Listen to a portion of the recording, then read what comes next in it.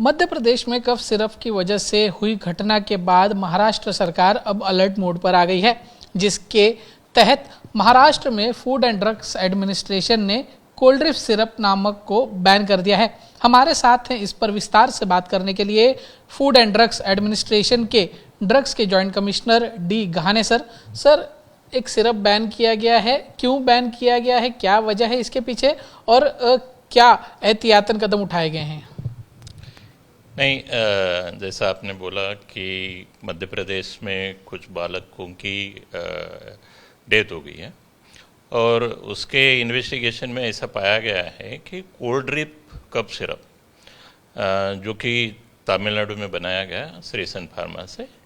उसमें diethylene glycol ये काफ़ी मात्रा में पाया गया। डाइथिलिन ग्लाइकॉल ये इंजूरियस टू द हेल्थ है, जिसकी वजह से पेशेंट को काफ़ी इंजरी होती, उनकी डेथ होती, तो उसी की वजह से ये डेथ हुई है ऐसा प्रतीत होता है। इसलिए यदि ये ड्रग यदि महाराष्ट्र में किसी के पास होगी,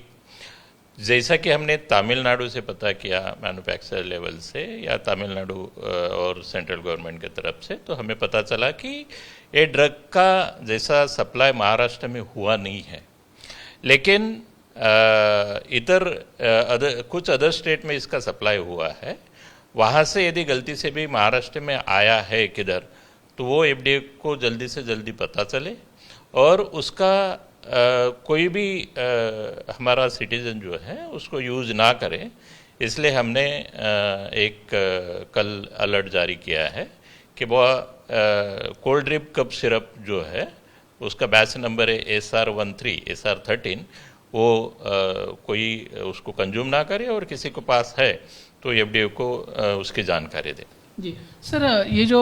गाइडलाइन जो जारी की गई हैं कोल्ड ड्रिप सिरप के लिए सिर्फ है या अन्य जो कफ सिरप आते हैं बाजार में मिलते हैं उनके लिए भी कुछ गाइडलाइंस हैं? ये सिर्फ कोल्ड ड्रिप कफ सिरप के लिए है। ऐसे बाज़ार में बहुत सारे कफ सिरप अवेलेबल है,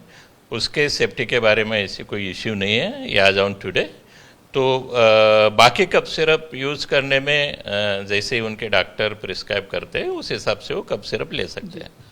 सर, इस घटना को देखते हुए क्या एफडीए की तरफ से और कोई कदम उठाए जाएंगे भविष्य में ताकि इस तरीके की घटनाओं को रोका जा सके या महाराष्ट्र में ऐसी घटनाएं ना हो, इसको लेकर कुछ एहतियातन कदम? नहीं, हम हमारे इंस्पेक्टर लोगों को ये हमने इंस्ट्रक्शन दे दिए हैं कि जो कफ सिरप है या लिक्विड ओरल्स जो फॉर्मुलेशन है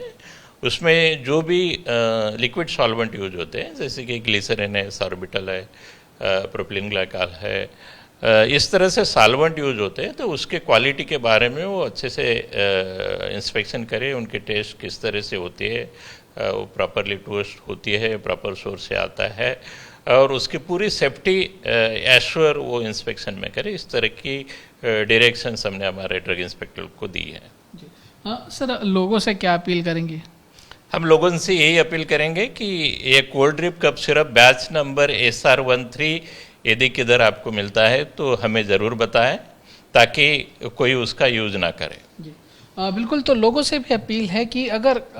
कोल्ड ड्रिप सिरप कहीं मिलता है बैच नंबर S13 तो पहले एफडीए को इसकी जानकारी दे और भविष्य में इस तरीके की घटनाएं ना हो इसके लिए भी एहतियातन कदम जो है वो एफडीए की तरफ से उठाए जा रहे हैं। कैमरामैन अजय के साथ दीपेश त्रिपाठी, मुंबई आज तक।